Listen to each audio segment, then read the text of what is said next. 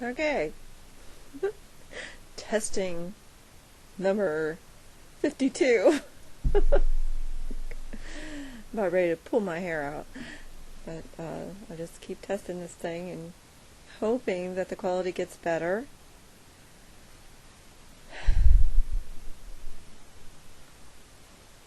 Anyway,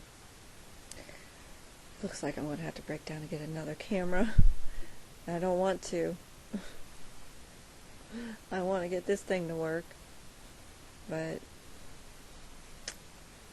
being the frugal person that I am, I'd rather get this to work and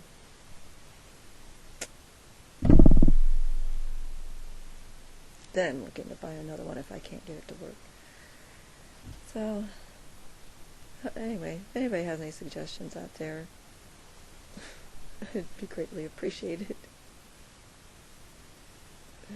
Thank you. Have a great day, and